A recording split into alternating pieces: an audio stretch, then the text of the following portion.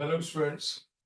So today again I'm with you for the concept mapping series. और बच्चे concept mapping series क्या है? ये concept mapping series का दूसरा वीडियो. Concept mapping series क्या है? Concept mapping series है जिसके थ्रू आपको चैप्टर के हर एक कॉन्सेप्ट में बिल्कुल स्मूथली कमांड होगा. आपको कॉन्सेप्ट का सीक्वेंस कौन कौन से कॉन्सेप्ट इंपॉर्टेंट हैं बिल्कुल स्मूथली आते होंगे और जिससे कि आप कोई भी क्वेश्चन पे जब आप पहुंचते हो तो आपको रैंडम पैटर्न में नहीं सोचना पड़ता है.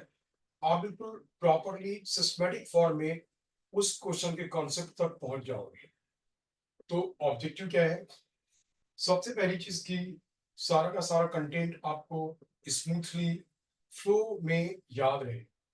दूसरी चीज, कोई भी इंपॉर्टेंट कॉन्सेप्ट मिस ना हो जाए. हाँ, कॉन्सेप्ट मैपिंग सीरीज में मैं केवल आपको हर एक चैप्टर के बहुत सारे जो कॉन्सेप्ट्स हैं एक सीक्वेंस में वो आपकी नोटिस में लाऊंगा और मेरे लेक्चर्स में डिटेल में उन्हीं टॉपिक्स के बारे में.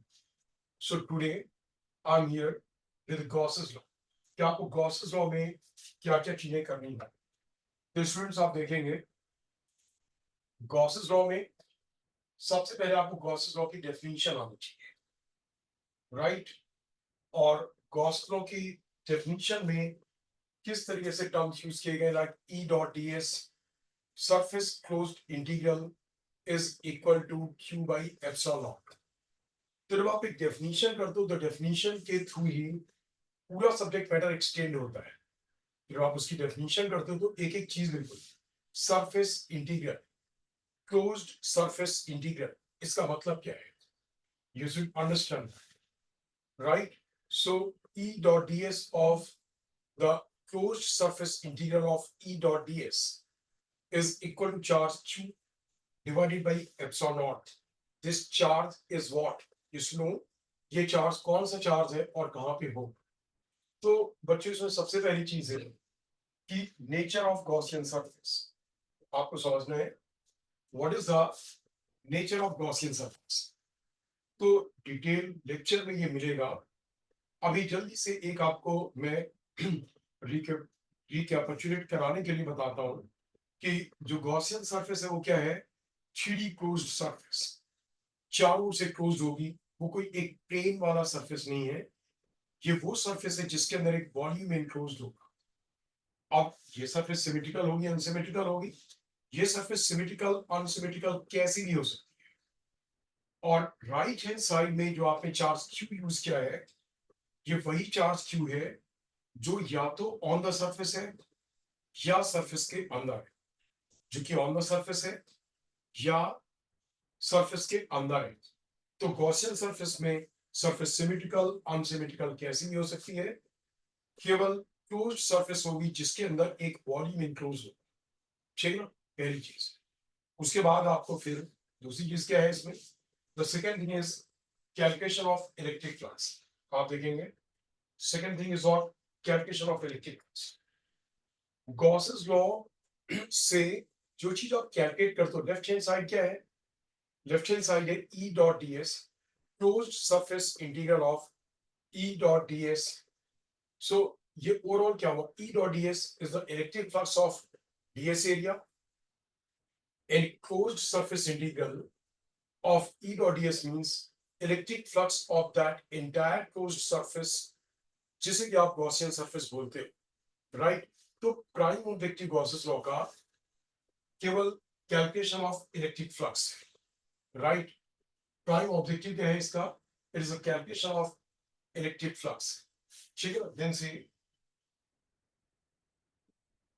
आप देखेंगे इसका जो प्राइम ऑब्जेक्टिव है that is what? Calculation of electric flux. तो एक तो आप देखो कि आपको जब भी कोई ऐसा क्वेश्चन दिया जाएगा तो उसमें क्या होगा? सरफेस ऑलरेडी क्लोज कर दी गई, सरफेस ऑलरेडी है. उसके अंदर का या सरफेस का आपने चार्ज देखा, अपॉन एप्सिलॉन नॉट कर दिया गया. लेकिन काफी कुछ क्वेश्चंस इस तरीके के आएंगे, काफी कुछ क्या मोस्ट ऑफ द क्वेश्चंस जिनमें कि आपको इलेक्ट्रिक फ्लक्स कैलकुलेट करना होगा, उनमें देखो होगा क्या? उनमें जैसे बोला गया कि आपसे बोला गया कि एक ये कोनिकल फ्लास्क है और इसके माउथ पे there is a charge plus Q. इसके माउथ पे there is a charge plus Q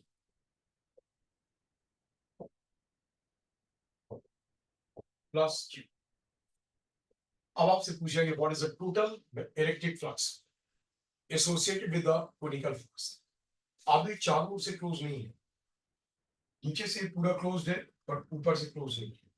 तो मोस्ट ऑफ द केसेस में आपको क्या करना होगा, आपको पहले उस सरफेस को क्लोज बनाना होगा। जैसे यहाँ पे क्लोज बनाने का तरीका क्या है, आप बिल्कुल एग्जैक्टली आइडेंटिकल कोनिकल फ्लास्क एक ऊपर कर इसके, अब ये क्लोज हो गया और प्लस क्यू चार्ज इसके माउथ पे था, दैट मींस कि दोनों कोनिकल फ्लास्क ने मिलकर के इसे क्लोज कर लिया। और अकॉर्डिंग टू गॉसेस लॉ के अकॉर्डिंगली क्या हुआ, दोनों का मिलकर के पूरी क्लोज सरफेस का flux Q by epsilon not.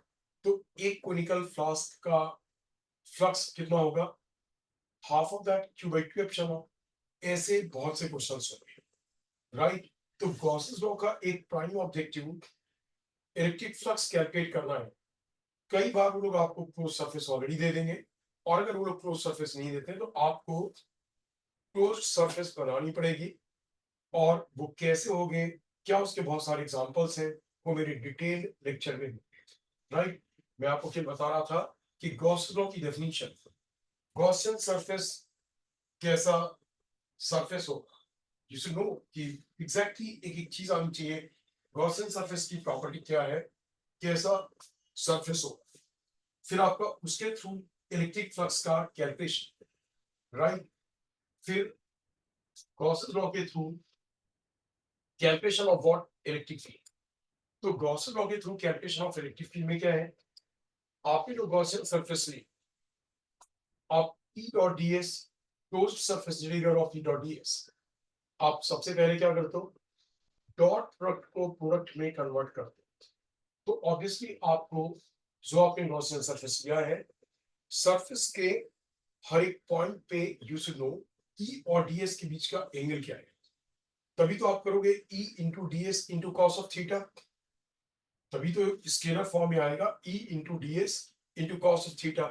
तो आपको एक तो ई और सरफेस के किसी भी पॉइंट पे एरिया और इलेक्ट्रिक फील्ड के बीच का एंगल पता होना चाहिए, सो दैट कि सबसे पहले आप डॉट प्रोडक्ट को प्रोडक्ट में कन्वर्ट करते, राइट। दूसरी चीज कि अगर ई सरफेस के सारे पॉइंट्स पे सेम है तो ई एक कांस्टेंट हो जाएगा। फिर आप ई को इंटीग्रेशन के बाहर ला सकते हो, फिर आपको इंटीग्रेशन का डीएस का करना होगा, और राइट हैंड साइड में उस क्लोज्ड सरफेस के अंदर कितना चार्ज है या ऑन द सरफेस चार्ज वो डालना होगा, इससे ई की वैल्यू आएगी। दैट मींस कि गॉसियन सरफेस सिमेट्रिकल अनसिमेट्रिकल कुछ भी हो सकती है, बस उसे क्लोज्ड होना चाहिए। लेकिन अगर आपको गॉसेस लॉ से इलेक्ट्रिक फील्ड कैलकुलेट करनी है, तो फिर आपको जो गॉसियन सरफेस सेलेक्ट करनी होगी वो एक सिमेट्रिकल गॉसियन सरफेस है। और सिमेट्रिकल गॉसियन सरफेस सेलेक्ट करना ये, it's not always that it's in your hand, it depends on the charge distribution. There are certain charge distributions in which symmetrical Gaussian surface can be selected, and all these distributions are in the 12th board syllabus also, like spherical surfaces, जब एक sphere के अंदर बाहर एक sphere में charge है, sphere कैसा भी हो, कंडक्टिंग हो नॉन कंडक्टिंग हो, सॉलिड है हॉलो है, तो स्फेरिकल केसेस में। फिर लाइन चार्ज वायर में, उसी का एक्सटेंशन सिलिंड्रिकल फॉर्म में है, थिन शीट में, थिक शीट में। तो गॉसेस लॉ के थ्रू आप इलेक्ट्रिक फील्ड इंटेंसिटी बहुत ही लिमिटेड केसेस में निकाल सकते हो, जिन केसेस में सिमेट्रिकल गॉसियन सरफेस बन सकती है।